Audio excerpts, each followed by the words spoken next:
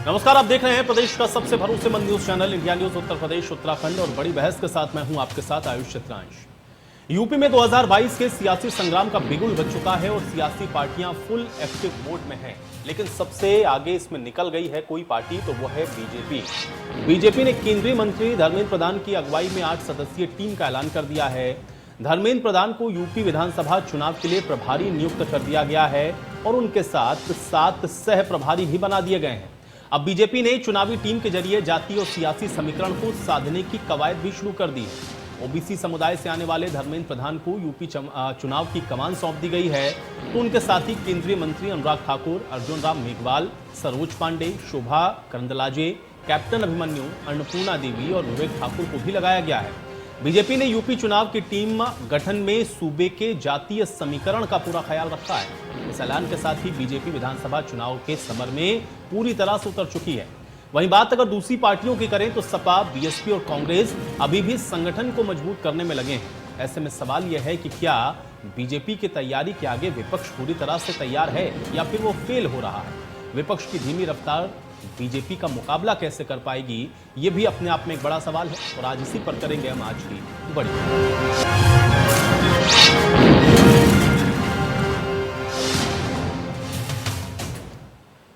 तो विधानसभा चुनाव 2022 का बिगुल बज चुका है, लेकिन भारतीय जनता पार्टी ने अपनी तैयारियां किस तरह से शुरू की हैं, एक बार आपको ग्राफिक के जरिए भी समझाते हैं।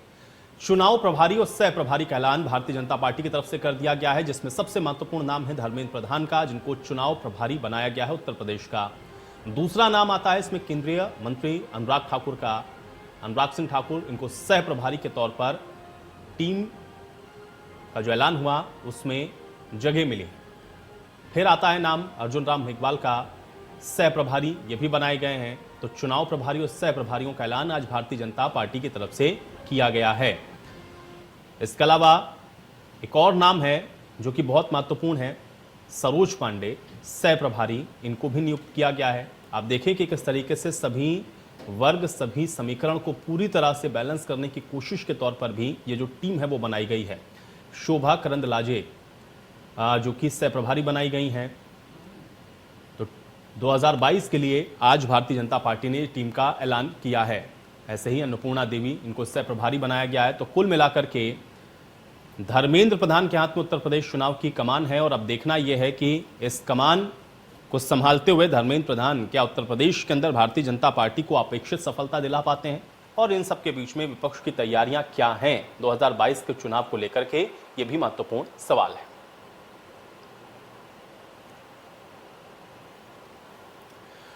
और चलिए आज इन्हीं तमाम सवालों के साथ आज की बड़ी बहस की भी शुरुआत करते हैं। फिलहाल 3 मेहमान मेरे साथ जुड़े हैं, उनका परिचय मैं आपके साथ करवा देता हूं। आनंद दुबे जी हमारे साथ जुड़ रहे हैं, प्रवक्ता हैं भारतीय जनता पार्टी के। आनंद जी, बहुत स्वागत है आपका इस चर्चा में। नाहिद लारी खान जी हमारे साथ जुड़ रही हैं, प्रवक्ता हैं समाजवादी पार्टी की। नाहिद लारी खान जी, आपका भी स्वागत। और रोहित अग्रवाल जी हमारे साथ जुड़ रहे हैं, प्रवक्ता हैं आरएलडी के। रोहित अग्रवाल जी, आपका भी बहुत स्वागत है। आनंद जी, चर्चा की शुरुआत मैं आपसे ही करना चाहूंगा, क्योंकि आज तो टीम का ऐलान हुआ है, धर्मेंद्र प्रधान के हाथ में ये कमान सौंपी गई है, जिनको उत्तर प्रदेश चुनावों की जिम्मेदारी दी गई है। कैसे देखा जाए इस चुनावी कमान को जो कि धर्मेंद्र प्रधान के हाथ में दी गई है, और चुनावी तैयारियों के लिहाज से भी अगर मैं समझना चाहूं तो ये कितना महत्वपूर्ण है? आनंद जी, आपका पहला रिएक्शन चाहूंगा। देखिए, भारतीय जनता पार्टी लगातार अलग अलग तरह से कार्यक्रम करती रहती है और संगठन के विभिन्न पदाधिकारियों को अलग अलग राज्यों में अलग अलग कार्यक्रमों में भेजती। चूंकि उत्तर प्रदेश में विधानसभा के चुनाव काफी करीब आ चुके हैं, ऐसे में विधानसभा चुनाव में किस तरह से पार्टी बेहतर तरीके से लड़े, किस तरह से पार्टी की रणनीति और बेहतर हो सके, जो हमने योजनाएं बनाई हैं, जो हमने रणनीति बनाई है, वो किस तरह से जमीन पर उतर सके, इसके लिए आदरणीय धर्मेंद्र प्रधान जी के नेतृत्व में कई सह संयोजकों को भेजा गया है, कई प्रभारियों को भेजा गया है, और ये सब लोग आकर उत्तर प्रदेश में उत्तर प्रदेश की टीम के साथ मिलकर उनका मार्गदर्शन करेंगे और उनके साथ रणनीति बनाकर विधानसभा चुनाव को किस तरह से हम लड़ें, किस तरह से हम जनता के बीच जाएं, किस तरह से हम जनता का आशीर्वाद प्राप्त करें, कैसे जो हमारी सरकार ने, तो आदरणीय मोदी जी की सरकार ने 7 साल में जो काम किए हैं, आदरणीय योगी जी की सरकार ने जो अभी 4.5 साल में काम किया और आने वाले जो 5-6 महीने में हम और काम करने वाले हैं, इन सब कार्यों को लेकर किस तरह से जनता के बीच जाना है, जनता के बीच जाने का हमारी रणनीति क्या रहेगी, इन सभी चीजों की मॉनिटरिंग करने के लिए, इन सभी चीजों को जमीन पर उतारने के लिए केंद्रीय नेतृत्व की तरफ से ये टीम उत्तर प्रदेश में भेजी जा रही है। और ये भारतीय जनता पार्टी का कल्चर रहा है। आप देखिए, कहीं भी चुनाव होता है तो दूसरे राज्यों से भी हमारे नेता जाते हैं, केंद्रीय नेतृत्व के लोग जाते हैं। इसके अलावा एक राज्य से दूसरे राज्य में नेताओं को भेजा जाता है। हमारे सामान्य कार्यकर्ता जो है उनको भी दूसरे राज्यों में चुनाव में भेजा जाता है, जो जाके वहां पर जिस राज्य में चुनाव होता है वहां के कार्यकर्ताओं के साथ मिलकर कंधे से कंधा मिलाकर काम करते हैं। और ये बहुत ही सामान्य प्रक्रिया है जो भारतीय जनता पार्टी में चलती रहती है। ठीक है नाहिद लारी खान जी, चूंकि देखिए आनंद जी ने तो बता दिया कि भाई ये एक सामान्य प्रक्रिया और चुनाव से पहले भारतीय जनता पार्टी इस तरीके से अपनी जो समितियां उनकी घोषणा भी करती है, प्रभार और कमान भी सौंप दी जाती हैं, लेकिन आप कैसे देखती हो समाजवादी पार्टी की तैयारियां भी साथ में जोड़ते हुए बताएं कि किस तरीके से तैयार हैं आने वाले विधानसभा चुनावों को लेकर? देखिए आयुष जी, अगर पहले आप इनके प्रभारियों की बात कर लीजिए तो इस किस्म के प्रभारी जो है तथाकथित, जैसा आपने बताया, महारथी, ये प्रभारी ऐसे प्रभारी जो है केरला और तमिलनाडु के चुनाव में भी नियुक्त किए गए थे। और इन प्रभारियों ने जो है करीब तमिलनाडु में 702 रैलीज की थी और केरला में 1102 रैलीज की थी। और नतीजा क्या हुआ कि वहां जितनी सीट्स थी भारतीय जनता पार्टी की वो भी चली गई और दोनों स्टेट्स बीजेपी मुक्त हो गए। तो यहाँ तो स्पष्ट दिख रहा है कि वहां मोदी जी की बत्ती गुल हो गई। अब आप ये समझे कि एक सर्वे दिखाया है कुछ दिन पहले एक चैनल के माध्यम से, एक मैनिपुलेटेड सर्वे बीजेपी ने दिखाया और बताया कि बीजेपी जो है पूर्ण बहुमत की सरकार बना रही है। तो अगर ऐसी बात है तो फिर डर किस बात का? अगर हिम्मत है तो अगले महीने अक्टूबर में चुनाव करा ले। अगर आयुष जी अक्टूबर में बीजेपी सरकार अगर चुनाव करा लेगी ना तो इनको फायदा हो जाएगा। आप ये समझिए, इनको फायदा हो जाएगा तो कुछ नहीं तो 2-3 सीट्स मिल जाएंगी।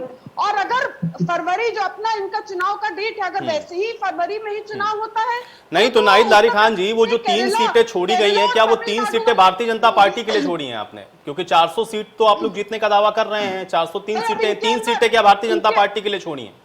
भाई लोकतंत्र इसी में मजबूत होगा ना, कुछ विपक्ष के लिए भी कुछ छोड़ना चाहिए। और जो अगर फरवरी में चुनाव होता है तो इनकी स्थिति तो चलिए 3 सीट से विपक्ष लोकतंत्र मजबूत कर लेगा, ठीक है। चलिए लेकिन नाहिद लारी खान जी, आप लोग तैयार कितना है, मैं ये आपसे समझना चाह रहा हूं। चलिए ये इनकी पार्टी की अपनी तैयारी की बात है, ये किसको नियुक्त करें किसको ना करें, लेकिन आपकी तैयारी में मैं थोड़ा समझना चाहूंगा कैसे भारतीय जनता पार्टी से निपटने का प्लान बनाया आप लोगों ने? देखिए, आप समाजवादी पार्टी की तुलना जो है भारतीय जनता पार्टी से कर ही नहीं सकते। समाजवादी पार्टी तो बहुत आगे चली गई है।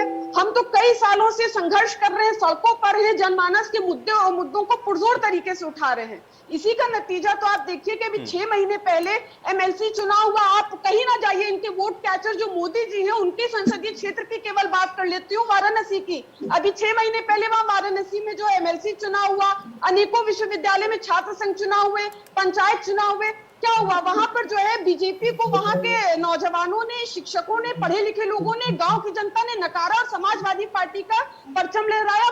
भारी जीत हुई समाजवादी पार्टी की। इसी प्रकार अभी पंचायत चुनाव में आप देखिए, अयोध्या में समाजवादी पार्टी को 24 सीट मिली, बीजेपी को जो है पंचायत चुनाव में 8 सीट मिली। तो इसी प्रकार सारे पूरे सूबे में यही स्थिति थी कि पंचायत चुनाव में समाजवादी पार्टी बहुत आगे थी और बीजेपी बहुत पीछे थी।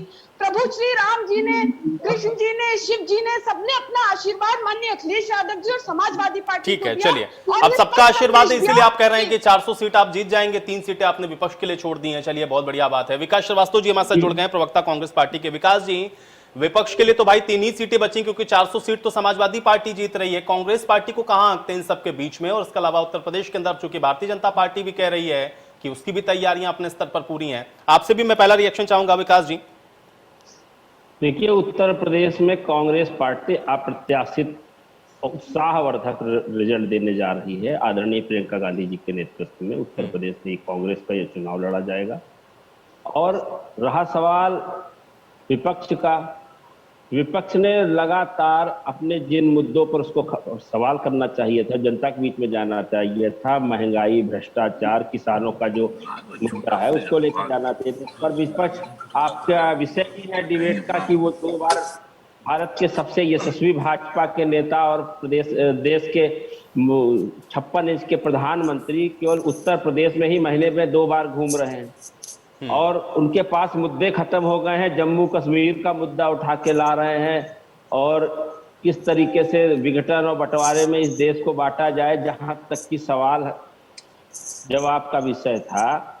कांग्रेस पार्टी ने अपने सभी न्याय पंचायत स्तर पर संगठन खड़ा कर रखा है, ग्राम अध्यक्ष का चयन हो चुका है और हम इस वक्त अपने इन्हीं सब कार्यकर्ताओं को करीब 700 से ज्यादा प्रशिक्षण शिविर बना रहे हैं, जिसमें ये नफरत और विघटन की बंटवारा करने वाले लोग और जिन्होंने इस उत्तर प्रदेश को बदहाल किया है इन 32 सालों में, उन सब का हिसाब किताब कांग्रेस के कार्यकर्ता लेने जा रहे हैं। और ग्राम स्तर पर हम मैनिफेस्टो तैयार कर रहे हैं, साथ में हम विधानसभा स्तर पे भी कांग्रेस मुद्दे आधारित पॉलिटिक्स करने जा रही है। नहीं, लेकिन विकास जी चुनौती दोहरी नहीं है। एक तरफ तो समाजवादी पार्टी कह रही कि भाई वो तो बहुत आगे निकल गए, अभी नाहिद लारी खान जी ने भी बताया कि कैसे कैसे और तमाम स्थानीय चुनावों में ये लोग आगे निकले। अब जनता तो अखिलेश यादव के ऊपर देख रही है भरोसा करके। तो एक तरफ तो समाजवादी पार्टी है जिनका जो मतदाता है उसको कन्विंस आपको करना, और दूसरा सत्ता पक्ष है जिसके बारे में आप बता रहे हैं कि वो कुछ डिलीवर नहीं कर पाए। ये दोनों ही मोर्चों पर कांग्रेस पार्टी क्या इस मुकम्मल स्थिति में है कि निपट पाएगी?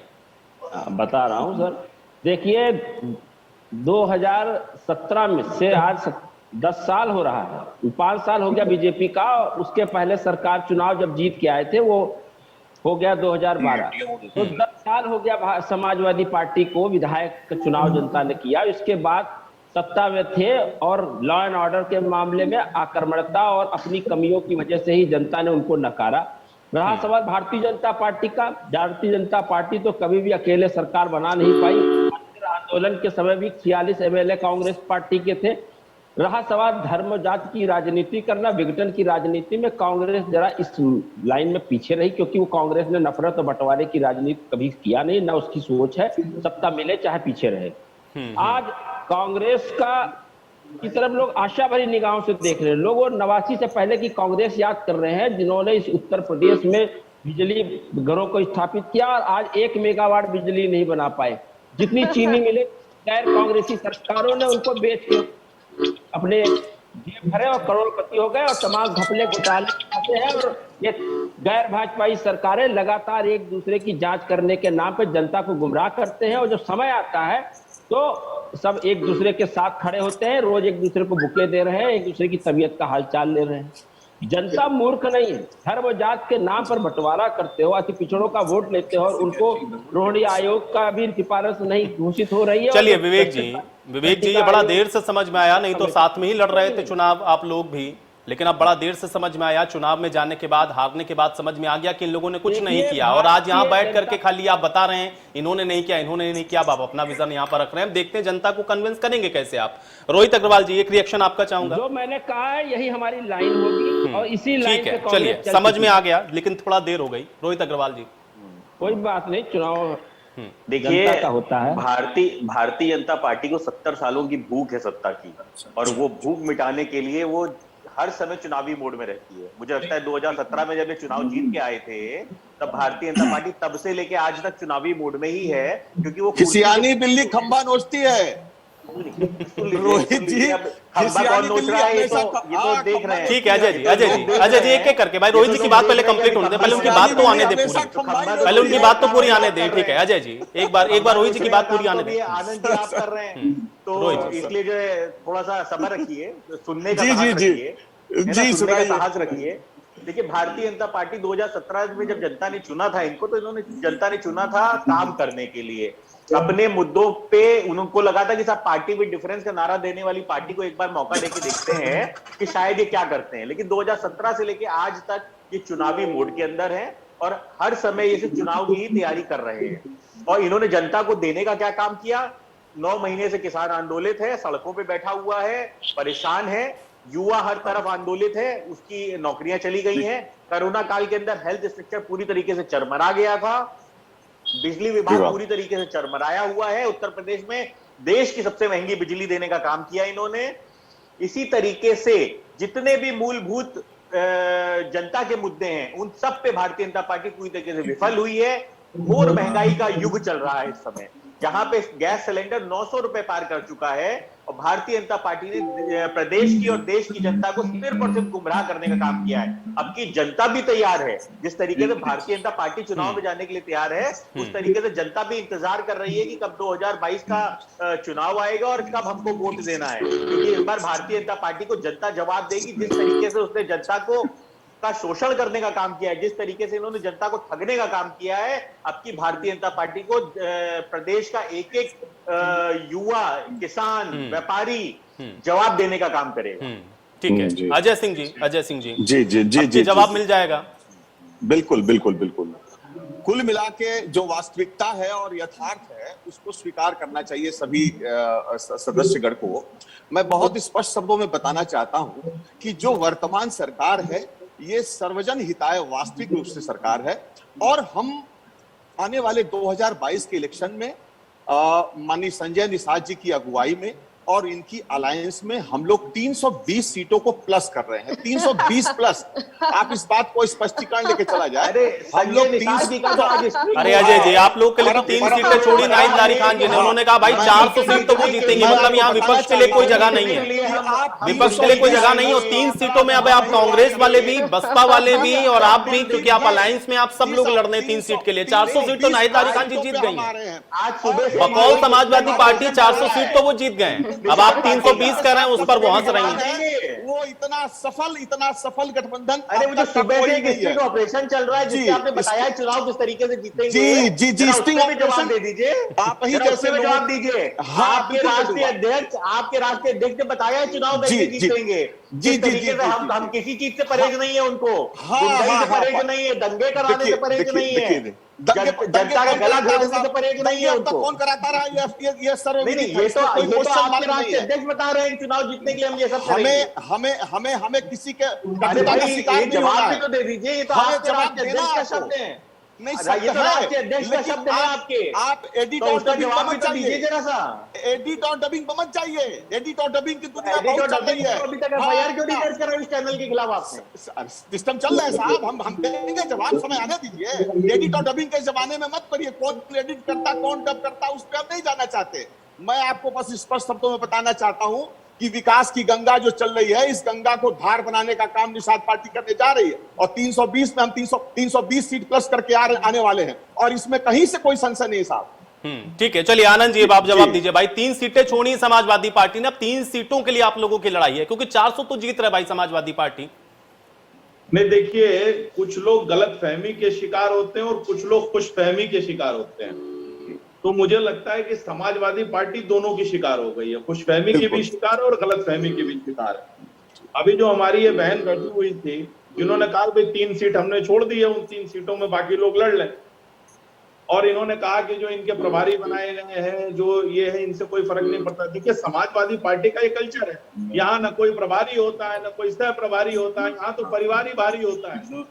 तो यहाँ तो सब कुछ परिवार तय करता है, पिताजी, चाचा जी, फूफा जी, नाना जी, इस तरह के लोग बैठते हैं, एक मीटिंग करते हैं, उसके बाद जो है एक आदेश पारित कर दिया जाता है। तो ना यहाँ कोई संगठन है, ना कोई कार्यकर्ता है, ना कुछ है, एक जातीय उन्माद से उपजी हुई भीड़ है जो भैया भैया का नारा लगाती रहती है, और इसी से खुश होकर इन लोगों को लग रहा है कि आने वाले चुनाव में 400 सीट जीत जाएंगे। तो मैं इनको पहले मुबारकबाद दे दूं, लेकिन मुझे तो लगता है कि जिस तरह से इनके पिछले कुकर्म रहे, जिस तरह से इनके सरकार में दंगे होते रहे, जिस तरह से ये लोग आतंकवादियों की गिरफ्तारी पर सवाल उठाते हैं, जिस तरह से ये लोग सर्जिकल स्ट्राइक, एयर स्ट्राइक पर सवाल उठाते हैं, सेना का अपमान करते हैं, इसके अलावा हर तीसरे दिन समाजवादी पार्टी की सरकार में दंगे होते थे, नौकरियों में भ्रष्टाचार था, हर स्तर पे भ्रष्टाचार था, तो जनता उसको भूली नहीं है। और मैं आपको बताना चाहता हूं कि मुझे तो लगता है कहीं 22 में ये लोग 22 सीट पे ना आ जाए, इसकी चिंता करें। जैसा कि हमारी बहन जो बैठी हुई है, उनके बैकग्राउंड में भी सिर्फ 22 ही दिख रहा है, तो मुझे लग रहा है कि समाजवादी पार्टी ने 22 सीटों पर आने की तैयारी ठीक है, नाहिद लारी खान जी जवाब दें।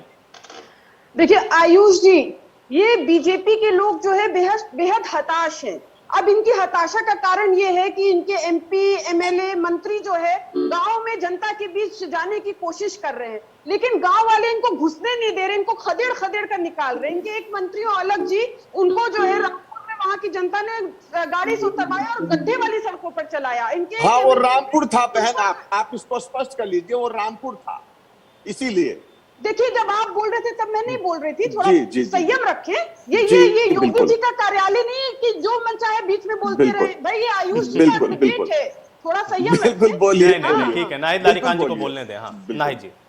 जी। अब इनके एमएलए की गाड़ी पर कालिक पोत दिया, तो ये इनकी स्थिति हो गई है। अब ये जनमानस के बीच जाने में डर रहे हैं। आप इसी से अंदाजा लगाएं कि आज ये जो मीटिंग्स कर रही है बीजेपी, ये छोटे छोटे हॉल्स में, एसी हॉल्स में और एसी रूम्स में जो मीटिंग कर रहे हैं, एसी टॉयलेट में बैठकर इनके चीफ मिनिस्टर और मंत्री लोग जो है ट्वीट पे ट्वीट करते रहते हैं। इनकी इतनी हिम्मत नहीं कि जनमानस के बीच जाए। वहीं समाजवादी पार्टी को आप देखिए, समाजवादी पार्टी जो मुसलसल सड़कों पर है, जनता के बीच है। हमारी तमाम यात्राएं आज से नहीं कई महीनों से निकल रही है और सालों से हम सड़कों में जनता के बीच है। हमारी जो यात्राएं निकल रही हैं, इसमें जनमानस से यात्राएं निकाल रही हैं। आप सोचिए कि सिर्फ पार्टी के लोग हैं, ये केवल पार्टी के लोग नहीं है, जनमानस इन यात्राओं में निकल रही हो और भीड़ की भीड़ उमड़ पड़ रही है। जनता जिस तरह से आक्रोशित है, जिस तरह से आज प्रदेश में त्राही त्राही है, जिस प्रकार से महिला उत्पीड़न भरोसा कैसे करेंगे, यही तो बात है ना नाहिद लारी खान जी। क्योंकि अभी यही बात तो देखे चलिए, अब भारतीय जनता पार्टी कहती तो मुझे समझ में आता, आप मुख्य विपक्षी पार्टी है भाई, वो आपको काउंटर कर रहे हैं। और भी पार्टियां जो कि उत्तर प्रदेश के अंदर चुनाव में गई हुई हैं, वो तो कह रही हैं कि विपक्ष अपनी भूमिका को नहीं निभा पाया है। भाई विपक्ष का जब जिक्र होगा उत्तर प्रदेश के अंदर तो समाजवादी पार्टी है। आप सड़कों पर नहीं आए, आप ट्वीट की राजनीति करते रहे। आपका पुराना जो शासन है उससे ही तंग आकर के भारतीय जनता पार्टी को चुना गया उत्तर प्रदेश के अंदर यहाँ की जनता के द्वारा। अब उसी जनता को दोबारा कन्विंस कैसे करेंगे नाहिद लारी खान जी, ये एक बड़ा चैलेंज है। और अन्य पार्टियां भी आप लोगों के ऊपर हमलावर हैं, न सिर्फ भारतीय जनता पार्टी, और पार्टियां भी हैं। आयुष जी, एक सेकंड आनंद जी, मैं नाहिद लारी जी का जवाब लेता हूं पहले। आयुष जी आप मुझे थोड़ा वक्त दे तो मैं आपको सारी बातों का जवाब दे दूंगी। देखिए आप कह रहे हैं कि जनमानस कैसे समझेगा। अभी तो मैंने आपको बताया कि अभी हाल ही में हुए पंचायत चुनाव, ये डायरेक्ट चुनाव था, जनता का चुनाव था। उसमें जनता ने अपना आशीर्वाद, समर्थन, अपना स्नेह माननीय अखिलेश यादव जी और समाजवादी पार्टी को दिया। अब भारतीय जनता पार्टी जो है सत्ता और चुनाव वाली पार्टी है। ये जो है चुनाव जीतने के लिए धन, बल, छल, कपट सबका प्रयोग कर लेते हैं। आपने देखा किस प्रकार से अभी पंचायत चुनाव में पिछड़े वर्ग की महिलाओं का इन्होंने चीरहरण तक कर दिया। और एक दलित महिला, बागपत की दलित महिला, वो बेचारी दूसरे स्टेट में थी, उनका नॉमिनेशन तक इन्होंने खारिज करवा दिया। वो तो बाद में ये बैकफुट पर आए, अंततः वो महिला जो है वो चुनाव लड़ी और जीती भी। तो ये नहीं चाहते कि पिछड़े और दलित वर्ग के लोग जो है आगे आए, चुनाव जीते। आप ये समझे कि जिस प्रकार से महिला उत्पीड़न उत्तर प्रदेश में चरम पर है, माननीय सुप्रीम कोर्ट को कहना पड़ा कि उत्तर प्रदेश में महिलाओं की स्थिति भयावह है। जिस प्रकार से रूह कपाने वाली घटनाएं हो रही है, रेप, हत्या, छेड़छाड़ की घटनाएं चरम पर है। एनसीआरबी का आंकड़ा है, ये बताता है कि उत्तर प्रदेश में पूरे भारत में उत्तर प्रदेश में महिला उत्पीड़न सबसे ज्यादा है। जंगल राज, माननीय सुप्रीम कोर्ट ने कहा उत्तर प्रदेश में जंगल राज है। अगर मैं केवल इस जंगल राज की व्याख्यान करना बैठ जाऊंगी तो पूरा दिन बीत जाएगा। इसलिए समाजवादी पार्टी का शासन अब जनता याद कर रही कि उस समय सब सुरक्षित थे, घर में बहु बेटियां सुरक्षित थी, उस समय सब सुरक्षित माहौल था। और अब जनता चाह रही है कि अखिलेश जी का शासन आ जाए, हम वैसे ही सुरक्षित हो जाएं। ठीक है, चलिए मैं आपकी बात को मानता हूं। विकास जी मुझे ये बताइए, क्योंकि अभी आपने कहा कि ये तो विपक्ष की भूमिका में नहीं थे, नाहिद लारी खान जी तो पूरी फहरिस्त लेके बैठी कि हमने क्या किया, हमारे शासन को लोग कैसे याद कर रहे हैं। लेकिन इसके साथ विकास जी मेरा जुड़ा हुआ सवाल ये है, प्रियंका गांधी को हम लोग पिछले 3 साल से सुन रहे हैं कि उनका उत्तर प्रदेश में प्रवास होगा। वो उत्तर प्रदेश में उनके लिए बाकायदा एक घर तक देखा जा रहा था जहां पर वो रहने वाली थी। ये हुआ और ये लगा कि हाँ प्रियंका गांधी अगर पूरी तरह से उत्तर प्रदेश में रहेंगी तो स्थितियां विधानसभा चुनावों तक बहुत बदल सकती हैं। लेकिन वो हुआ नहीं। 2 दिन के प्रवास पर आना या 2-2 दिन के लिए आना, क्या इस तरीके से विपक्ष समेत सत्ता पक्ष से निपट पाएगी कांग्रेस पार्टी? कैसे देखें इसको? देखिए, हम लोग कोई भी प्रोग्राम बनाते हैं, 2-4 लोग भी निकल के डीएम को ज्ञापन देने जाते हैं, तो आपने देखा हमारे कांग्रेस के प्रदेश अध्यक्ष अगर ज्ञापन देने के लिए भी जा रहे हैं तो कांग्रेस कार्यालय के बाहर 2 ट्रक पीएससी बुला करके डिटेन कर लिया जाता है। हमारे वर्करों को घरों में ही डिटेन कर लेते हैं। हमारे जिला अध्यक्ष, शहर अध्यक्ष पूरे उत्तर प्रदेश में कभी निकलने नहीं दिया इन्होंने। कहा महामारी है, कम से कम 100 से ज्यादा मुकदमे माननीय अजय कुमार लल्लू जी समेत हम कांग्रेस के प्रत्येक जिला अध्यक्ष पदाधिकारियों पर, सब पर है। इसके बाद भी हम प्रमुख विपक्ष की भूमिका निभा रहे थे। और ऐसे में आपको सवाल ये भी देखना चाहिए कि प्रियंका जी ने करीब 1200 से ज्यादा जो न्याय पंचायत स्तर पर संगठन बनाया, उसमें लोगों ने, गांव में लोग अपने स्तर पे सोचते हैं बहुत ज्यादा वहां पुलिस का प्रभाव कम चल पाया। लोगों ने बातचीत किया और आपने देखा होगा ऑनलाइन उन्होंने सबसे बातचीत किया। अभी हमारे 700 से ज्यादा प्रशिक्षण शिविर चल रहे हैं। प्रत्येक प्रशिक्षण शिविर में ऑनलाइन प्रियंका जी बात कर रही है। कांग्रेस का प्रत्येक पदाधिकारी, जिला अध्यक्ष सब प्रियंका जी के नेतृत्व में। केवल उत्तर प्रदेश में 2 साल बीतने जा रहे हैं, 18 महीने से ऊपर कोरोना काल हो गया। किसी ने अगर सेवा से लेकर के प्रदेश सरकार की जितनी भी आक्रमणता, असंवेदनशील हरकतें हुई हैं, उसके खिलाफ अगर आवाज उठाई है तो केवल कांग्रेस पार्टी ने। आपने देखा कोरोना काल में सेवा का विषय रहा हो, संघर्ष का समय रहा हो, बेरोजगारी में अगर शिक्षक और छात्र अपनी नौकरी को लेकर इको गार्डन में बैठे हुए हैं, वहां अगर कोई जाता है तो कांग्रेस के यशस्वी आदरणीय अजय कुमार लल्लू जी जाते हैं। जेल गए, कोरोना काल में कोई जेल गया है तो उसका इतिहास केवल कांग्रेस के नेताओं के पास है। अगर आप अपने रिपोर्टर से जिलेवार आप रिपोर्ट मंगवा लीजिए, ऐसा कोई जनपद नहीं है जहां कांग्रेस के जिला अध्यक्ष, शहर अध्यक्ष और बड़े बड़े नेताओं, पदाधिकारियों को जेल की हवा खिलाया हो भारतीय जनता पार्टी की योगी सरकार ने।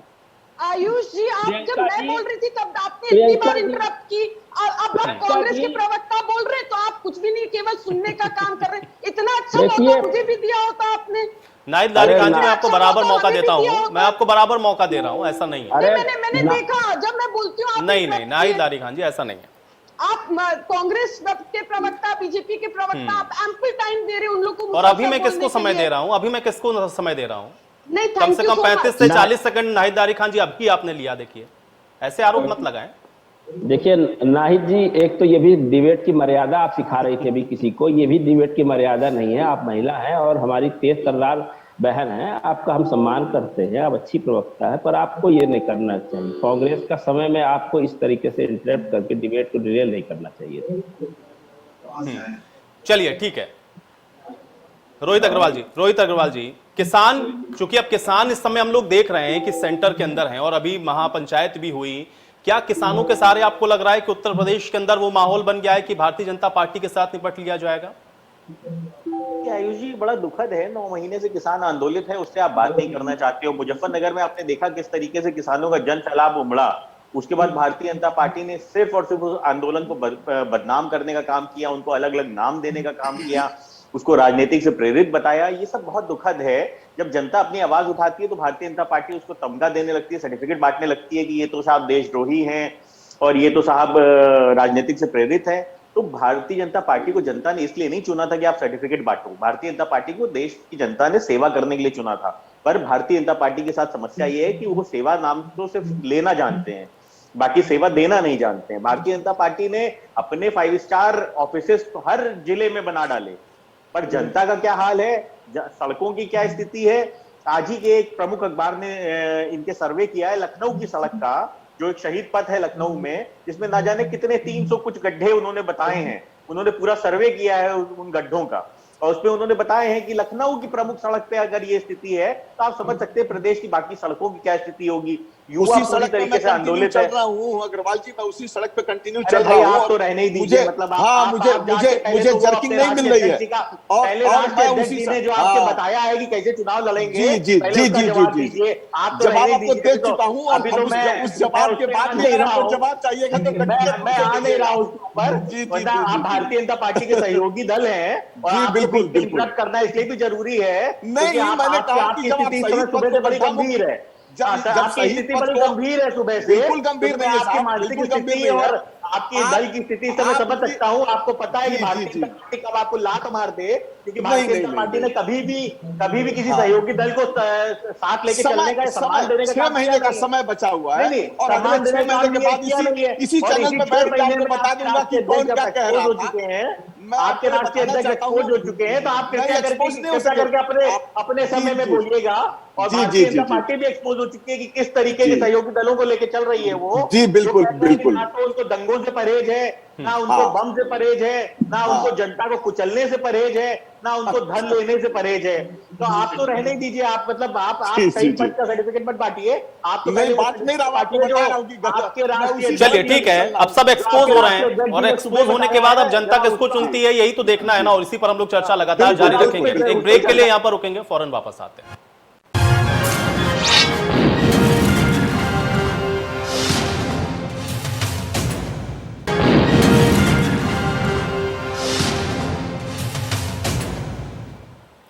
तो ब्रेक के बाद आप सभी का स्वागत है। आज बड़ी बहस में चर्चा उत्तर प्रदेश विधानसभा चुनावों की, क्योंकि भारतीय जनता पार्टी की तरफ से अब टीम का ऐलान भी हो चुका है, प्रभारियों की नियुक्तियां भी हो चुकी हैं, लेकिन विपक्षी पार्टियां किस तरह से तैयार हैं और उत्तर प्रदेश का चुनाव इस बार कितना दिलचस्प होने वाला है, इस पर लगातार चर्चा जारी है। एक बार फिर से चर्चा में वापस लौटते हैं, सभी मेहमान मेरे साथ बने हुए हैं। अजय जी, मैं आपके पास वापस आ जाता हूं। रोहित जी जो बार बार सवाल उठा रहे हैं, मैं चाह रहा हूं कि एक बार उसका जवाब दें आप। अजय जी। बिल्कुल जी, बिल्कुल बताएं। हमारा एक बात बहुत स्पष्ट कहना है कि जब किसी भी व्यक्ति विशेष के बारे में बात करें तो उसका अवलोकन पहले कर लें। भाई साहब ने ये कहा कि आप अवलोकन करने के उपरांत ही बात करें, मैंने उसके बाद ही बात किया था। और बहुत स्पष्ट शब्दों में बात है कि आज की तारीख में केवल 6 माह बचे हुए हैं साहब इलेक्शन में, और इस समय ऐसी बातें करना अनैतिक टाइप की है कि जो लीक से हटके हैं। आज विकास की गंगा बह रही है। उत्तर प्रदेश सरकार में 6 एक्सप्रेसवे तैयार हो चुके हैं। मां बहनों बेटियों के लिए इज्जत का सम्मान का सारे रास्ते खुल चुके हैं।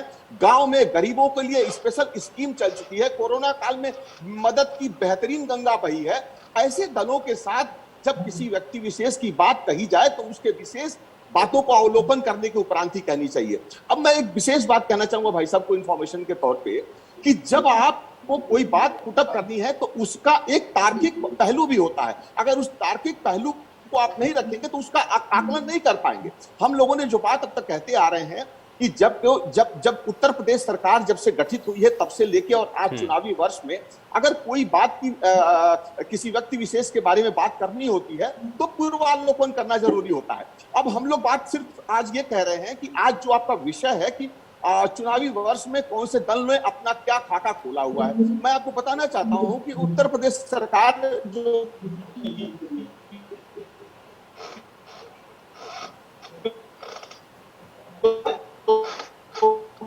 चलिए अजय सिंह, मैं आपको रोकूंगा क्योंकि आपकी ऑडियो मुझ तक कुछ स्पष्ट नहीं पहुंच रही है। आनंद जी, इसका एक पहलू और ये भी है, और खासतौर से जब इसका पॉलिटिकली एनालाइज किया जा रहा है तो जो पॉलिटिकल पंडित हैं या जो राजनीतिक विश्लेषक हैं वो ये भी कह रहे हैं कि बड़ा बारीकी से कहीं ना कहीं जो जातीय समीकरण है उसको भी साधने की भी कोशिश है इसके अंदर कहीं, क्योंकि चाहे धर्मेंद्र प्रधान को देखें तो फिर ओबीसी उनके साथ जुड़ता है, अनुराग ठाकुर को देखें तो क्षत्रिय उनके साथ जुड़ता है, सरोज पांडे को देखें तो ब्राह्मण की नाराजगी को कहीं ना कहीं काउंटर करने के तौर पर। इसलिए बहुत सोच समझ करके यह फैसला लिया गया है। ये जो विश्लेषण है पॉलिटिकल पंडित का, मैं चाह रहा हूं कि थोड़ा सा इस पर भी प्रकाश डालें, इसको कैसे देखा जाए, क्या ये है इसके पीछे?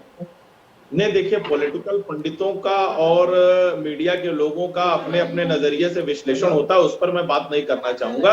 लेकिन भारतीय जनता पार्टी संगठन के लोगों को अलग अलग राज्यों में, अलग अलग प्रदेशों में, अलग अलग स्तर पे जिम्मेदारी देती है, और ये हमारी प्रक्रिया है और हमेशा से होती है। इसमें हम ये नहीं देखते कौन, जो भी काबिल लोग हैं, जो चुनावी रणनीति में माहिर लोग हैं और जो भी संगठन के बेहतर लोग हैं, उनको जो है पार्टी इस्तेमाल करती है और अलग अलग राज्यों में भेजती है। और यही एक एक्सरसाइज है जो अभी की गई है। दूसरी चीज, अभी समाजवादी पार्टी की प्रवक्ता जिला पंचायत चुनावों की बात कर रही थी, तो मैं इनसे बस इतना पूछना चाहता हूं कि जिला पंचायत की सीटें आपकी बहुत ज्यादा आ गई थी, आपने फर्जी अपने मुखपत्रों से सोशल मीडिया के जरिए एक अफवाह उड़ाने की कोशिश की कि हम सबसे ज्यादा चुनाव जीते हैं, जबकि ये चुनाव पार्टी सिंबल पे नहीं हुए थे। लेकिन जब जिला पंचायत अध्यक्षों के चुनाव हुए तो हकीकत सामने आ गई कि झूठ आप कितना बोल रहे थे। हकीकत ये रही कि कई जगह तो ऐसे थे जहां इन्होंने प्रत्याशी घोषित किए। मुरादाबाद में अमरीन जहां को इन्होंने प्रत्याशी घोषित किया, वो पर्चा भरने नहीं गई। कई जगह इनके प्रत्याशी पर्चा भरने नहीं गए। और ये बता दें कि अगर ऐसी बात थी तो इन्होंने 13 जिला अध्यक्षों को अपने क्यों हटा दिए? इन्होंने 13 जिला अध्यक्षों को समाजवादी पार्टी के हटा दिए, क्यों हटा दिए? तो इसका जवाब इनको देना चाहिए, पहली चीज। दूसरी चीज, ये लगातार 2014 से लेकर अब तक हर चुनाव हार रहे हैं। लगातार जनता इनको संदेश देने की कोशिश कर रही है कि आप जाइए, मेहनत करिए और जनता से जुड़े मुद्दों पर राजनीति करिए। सिर्फ आरोपों की राजनीति अब इस देश में नहीं चल सकती है। इस देश में वही राज करेगा जो जनता की सेवा करेगा, जो जनता के मुद्दों को उठाएगा, जो विकास के कार्य करेगा। और हमारी सरकार 2014 से लेकर अब तक जो केंद्र में मोदी जी की सरकार चल रही है और 2017 के बाद जो राज्य में योगी जी की सरकार चल रही है, हम लोग लगातार सबका साथ, सबका विकास, सबका विश्वास और अब सबका प्रयास भी उसमें सम्मिलित है, उसको उद्देश्य बना के कार्य कर रहे हैं। और हमने आम जनजीवन को बदलने का काम किया। इसलिए भारतीय जनता पार्टी को जनता बार बार अपना आशीर्वाद दे रही है। और जहां तक बात कही इन्होंने कि हमारे समय में महिलाओं पे अपराध बढ़े हैं, मैं आपको बताना चाहता हूं कि अभी कुछ ही दिनों पहले कांग्रेस की एक गृह मंत्रालय की एक पार्लियामेंट्री स्टैंडिंग कमेटी है जिसमें आनंद शर्मा उसके अध्यक्ष थे। उन्होंने कहा है अपनी रिपोर्ट में कि महिला सुरक्षा पर अगर सबसे बेहतर कोई सरकार काम कर रही है तो उत्तर प्रदेश की योगी सरकार कार्य कर रही है, और इससे सभी राज्यों को सीखने की आवश्यकता है। और मैं इनको एक उदाहरण के तौर पर बता देता हूं कि इनके समय में क्या स्थिति थी। बदायूं रेप कांड, आपको याद होगा किस तरह से लड़कियों को पेड़ पर लटका दिया गया था रेप के बाद, और सपा के सांसद के करीबी लोगों पर आरोप लगा था। बुलंदशहर नेशनल हाईवे पर किस तरह मां बेटी के साथ 12 लोगों ने रेप किया और इनके मंत्रियों के उस पर जो है घृणित बयान आए। शाहजहांपुर में किस तरह से पत्रकार को जिंदा जलाकर मार दिया गया। खनन घोटाले पर आवाज उठाने में किस तरह दुर्गा शक्ति नागपाल को सस्पेंड किया गया। यादव सिंह जैसे भ्रष्टाचारी को बचाने के लिए ये हाईकोर्ट के आयुष जी, मैं जवाब दे दूं? तो आनंद जी, ये काफी टाइम से बोल रहे हैं। तभी जनता ने चुना था आपको, तभी जनता ने चुना था, लेकिन सवाल यह है कि जो वादा करके आए क्या उसको डिलीवर कर पाए आप लोग, और अगर कर पाए होंगे तो जनता अपने आप कनेक्ट हो जाएगी। नाहिद लारी खान जी जवाब दें। मुलायम सिंह यादव ने क्या कहा था? ठीक है, चलिए, उनसे गलती हो जाती है। ठीक है, नाहिद लारी खान जी। मानसिकता हो वो महिला सुरक्षा की बात करे, शर्म की बात है। इनको जनता जो संदेश दे रही है, जाइए मेहनत करिए, नकारात्मक राजनीति छोड़िए। इनके लिए ठीक है, मैं कहना चलिए, चाहता हूँ कि तुम्हारे पांव के नीचे कोई जमीन नहीं। अफसोस इसका है तो फिर भी तुम्हें यकीन नहीं। ठीक है, नाहिद लारी खान जी जवाब दें। आयुष जी, सबसे पहले जिस प्रकार से महिलाओं के लिए ये बातें कर रहे हैं उस पे मैं इनको बताना चाहती हूँ कि माननीय सुप्रीम कोर्ट ने जिस प्रकार से उत्तर प्रदेश में महिलाओं के साथ मुसलसल उत्पीड़न हो रहा है, माननीय सुप्रीम कोर्ट ने कहा कि उत्तर प्रदेश में जंगल राज है। ये तमगा आज तक माननीय सुप्रीम कोर्ट ने किसी भी सरकार को, किसी भी स्टेट की किसी भी सरकार को नहीं दिया, जो उत्तर प्रदेश की योगी सरकार को माननीय सुप्रीम कोर्ट ने कहा है। आप ये बात कर रहे हैं, चाहे आप ले लीजिए उन्नाव, शाहजहांपुर, हाथरस, अरे बीजेपी तो खुद ही रेपिस्टों की पार्टी है। इनके बीजेपी के एमएलए सेंगर रेपिस्ट, एमपी इनका चिन्मयानंद एमपी। देखिए, जब आप बोल लीजिए फिर मैं बोल लूंगी। आप ही का तो इंटरव्यू चल रहा है, थोड़ा सब्र रखिए, संयम रखिए। इनके शाहजहांपुर के एमपी चिन्मयानंद, उन्होंने उनकी किस प्रकार से उन्होंने एक लड़की का उत्पीड़न किया। हाथरस में किस प्रकार से एक दलित बच्ची के साथ रेप हुआ और आधी रात में जो है हिंदू रीति रिवाज के विरुद्ध उसका जो अंतिम संस्कार कर दिया गया, उनके माता पिता से अनुमति भी नहीं ली। इसी प्रकार से पूरे उत्तर प्रदेश में पूरब से लेकर पश्चिम तक महिला और बच्चों के साथ रूह कपाने वाली घटनाएं हो रही हैं। आज महिलाएं, बच्चियां जो है घर से निकलने में डर रही हैं, सहमी रहती हैं। वो अपनी इज्जत आबरू सड़कों पर जाए कैसे बचाए इसके लिए चिंतित है।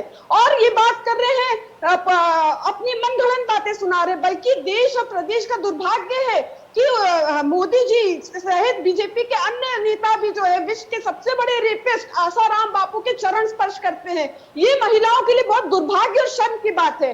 और अभी आपकी पट्टी में चल रहा है, नीचे लिखा जा रहा है कि धर्मेंद्र प्रधान जी को इसलिए प्रभारी बनाया गया क्योंकि वो ओबीसी वर्ग के हैं और सपा के को काउंटर करने की दृष्टि से उनको भेजा गया है।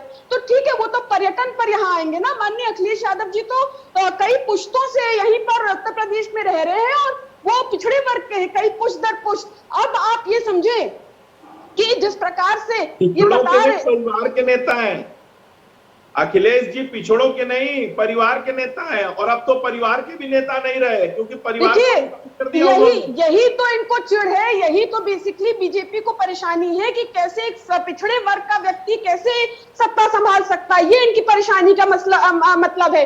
अब आप देखिए कि जब योगी जी जो चीफ मिनिस्टर बने थे तो 5 कालिदास मुख्यमंत्री आवास गंगा जल से धुलवाया था, ये कहते हुए कि मेरे से पहले यहाँ पिछड़े वर्ग के मुख्यमंत्री रहते थे, ये अपवित्र हो गया है, इसलिए गंगा जल से धुलवाने का काम किया। इसका जवाब भी जो धर्मेंद्र प्रधान जी को, जनमानस को देना पड़ेगा, पिछड़े वर्ग को इसका जवाब देना पड़ेगा। और ये अनुराग ठाकुर जी को ला रहे हिमाचल प्रदेश से, तो क्या अब इनको योगी जी पर विश्वास नहीं रह गया कि योगी जी ठाकुरों का वोट दिला देंगे? हाँ, वैसे भी उत्तर प्रदेश में जिस तरह से त्राही है, आप ये समझे भ्रष्टाचार तो चरम पर है। इनकी भ्रष्टाचार की ये पराकाष्ठा है कि नवनिर्मित शमशान के घाट की छत भ्रष्टाचार के चलते बड़ी संख्या में लोगों की मृत्यु हो गई, वहां की धरती खून से लाल हो गई। ये इनके भ्रष्टाचार की पराकाष्ठा, ये महापाप योगी सरकार में हुआ, ये महापाप योगी सरकार में हुआ। इनके सरकार में एक महापाप ये भी हो रहा है कि 9 महीने से हमारे किसान भाई सड़कों पर आंदोलित थे। 600 से अधिक किसानों की इस काले कृषि कानून के विरोध में आंदोलन में जो है अपनी जानों की आहुति दे दी। लेकिन मोदी जी सहित योगी जी ने आज तक दो वर्ड संवेदना का व्यक्त नहीं किया।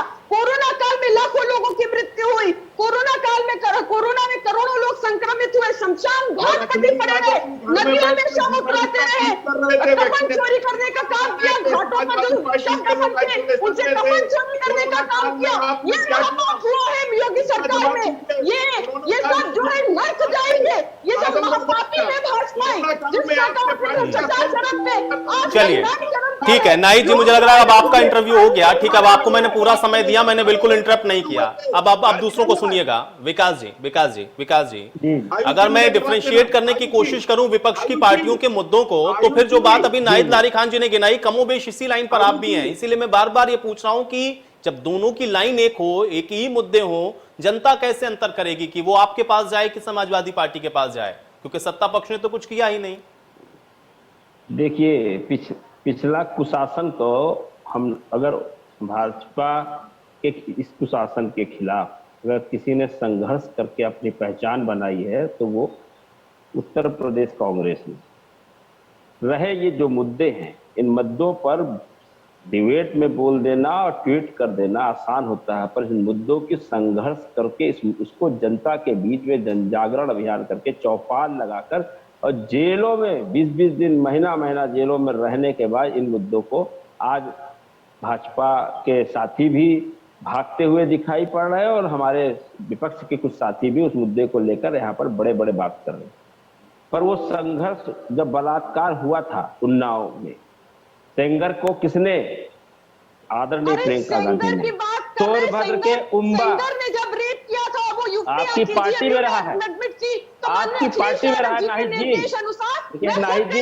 मैं खुद गई थी पीड़िता से मिलने, मैं खुद हर वक्त पीड़िता और उसकी माता के साथ हर वक्त आशाना बशाना खड़े रहे। समाजवादी पार्टी की जितनी महिलाएं हैं, किस बात की आप बातें कर रहे हैं? स्वयं माननीय अखिलेश यादव जी केजीएमयू आए, केजीएमयू के वाइस चांसलर से तमाम अधिकारियों से मिले और कहा बेहतर से बेहतर इलाज होना चाहिए, इलाज में कोई कमी नहीं होनी चाहिए, आर्थिक मदद तक करने का काम किया। लेकिन सरकार में बैठे लोग मुसलसल सेंगर को बचाने का काम करते रहे। अंततः माननीय सुप्रीम कोर्ट को इंटरवीन करना पड़ा और माननीय सुप्रीम कोर्ट ने तब इंटरवीन किया, तब जाके कहीं जाके पीड़िता का इलाज शुरू हुआ और उसको जो यहाँ से दिल्ली एयरलिफ्ट करके ले जाया गया। इसी प्रकार शाहजहांपुर की आप कैसे बात करेंगे? ज्यादा बोल रहे, देखिए ये तो डिबेट का विषय नहीं हो, ऐसे तो डिबेट नहीं हो पाएगी। अरे कांग्रेस, देखिए महिला होने का आप दुरुपयोग कर रही हैं, आप महिला होने का दुरुपयोग कर रही है, वरना अगर मैंने बोलना शुरू किया तो मैम आप 1 मिनट नहीं बोल पाएंगी। आगे भी कभी किसी डिबेट में मिलेंगी ना। उत्तर प्रदेश की सत्ता में कांग्रेस। चलिए नाहिद लारी खान जी, ठीक है, ठीक है नाहिद लारी खान जी, अब तो मुझे लग रहा है सबसे ज्यादा समय दे दिया भाई। नाहिद लारी खान जी, अब तो सबसे ज्यादा सर्वाधिक समय दे दिया मैंने आपको, अब तो दूसरों की बात सुन लें। देखिए सपा की प्रवक्ता को शर्मानी चाहिए। नहीं, वास्तविकता पे आधारित तो यहाँ सब बात करेंगे ना, कोई भी यहाँ ऐसा नहीं है जो वास्तविकता पे आधारित बात नहीं कर रहा है। ये कौन किसको सर्टिफिकेट देगा कि आपकी बात वास्तविक है, इनकी झूठ है? वो कहेंगे आप झूठ बोल रहे हैं, इससे सर्टिफिकेट कोई ना दे, सब अपनी वास्तविकता पे बात कर रहे हैं, जनता पे छोड़े, जनता पर छोड़े। ठीक है नाहिद लारी खान जी, देखिए समय नहीं है मेरे पास, मुझे विकास जी की बात को सुनना है। ठीक है, चलिए नाहिद लारी खान जी, अब सुन ले विकास जी। आजम खान जेल में बंद है, समाजवादी पार्टी ने क्या संघर्ष किया बताने की जरूरत नहीं है, नाहिद जी उसी समाज की है। आजम खान साहब को जेल में जिस तरह से षड्यंत्र करके कांग्रेस और बीजेपी और वहां की जो प्रशासन है उनकी तिगड्डी, रामपुर की तिगड्डी हुई, जिसके कारण आजम खान साहब के ऊपर इस तरह से उत्पीड़न हुआ है। सुनिए, इसलिए आजम खान माननीय कांग्रेस ना करे। इनकी नजर में स्वतंत्रता संग्राम सेनानी है। अरे बात तो यार आने दोगे, डिबेट का कोई मर्यादा ही नहीं है। आप दोनों लोग इस तरीके से खेल रहे हैं। इनके नेता इस देश की जमहूरियत का कत्ल करने वाले भारतीय जनता पार्टी के नेताओं के साथ में कान में बताते हैं, मेरे बेटे को बचा के रखना, इसकी गलतियों के लिए मैं अभी जिंदा हूं। दोबारा कहते हैं जितने 2000 मुसलमानों की हत्या करवा करके इस देश की जमहूरियत का कत्ल किया और इस देश में चाय वाला एक प्रधानमंत्री बना, उसके लिए इनके मुखिया कहते हैं एक बार मोदी जी को और आना चाहिए। ऐसा कोई महीना नहीं बीतता, इधर डिबेट पे दोनों लोग तू मैं कर रहे हैं और घर पे जाकर के जाकर पता कर लिया नाहिद जी, अखिलेश जी के यहाँ योगी जी या स्वतंत्र देव जी बैठे होंगे। कल्याण सिंह के बेटे नहीं है स्वतंत्र देव सिंह, राजवीर सिंह को आना चाहिए था। पर आप वहां बैठ चलिए रोहित जी के साथ गलबैया करिए, भाजपाइयों के साथ गलबैया करिए। आरएलडी का जो अपना खुद का कोर वोट बैंक है, या आरएलडी जिन जिन लोगों को लेकर के राजनीति करती है किसान, क्या लग रहा है कि वाकई में साथ खड़ा होता हुआ आपके वो नजर आ रहा है? क्योंकि सभी पार्टियां यहाँ पर अपना अपना हिस्सा, कांग्रेस तो कह रही है उसने भी तो बहुत सहयोग किया ना भाई। देखिए हम महिलाओं का सम्मान करते हैं, आपकी नेता की तरह ये नहीं कहते हैं कि महिलाओं के साथ गलत काम होने के बाद कहते हैं लड़के तो बहकते ही रहते हैं। ठीक है, लड़के तो बहकते ही रहते हैं। चलिए विकास जी पूछ नहीं पाती, महिला हक के लिए चिल्ला रही है, यहाँ पर आप महिला होने का दुरुपयोग कर रही है। डिबेट में मिलेगी, चलिए नहीं बोलने दूंगा आपको। आप छोटी बहन की भूमिका में नहीं है, आप यहाँ चिल्ला रही है और चिल्लाएंगी तो आगे आप जानती है। मैंने चलिए ठीक है, अब मेरे पास समय नहीं, मुझे चर्चा यही समाप्त करनी पड़ेगी। बहुत शुक्रिया आप सभी का समय निकालने के लिए, चर्चा का हिस्सा बनने के लिए। हालांकि हाँ, सभी पार्टियां अपनी अपनी तैयारियों में तो लगी हैं, लेकिन सवाल यही बड़ा है कि चुनाव आते आते आके जनता भरोसा किस पर करती है और कौन सी पार्टी लुभा पाती है जनता को, ये भी देखना बहुत दिलचस्प होगा। आज बड़ी बहस में मेरे साथ फिलहाल इतना ही।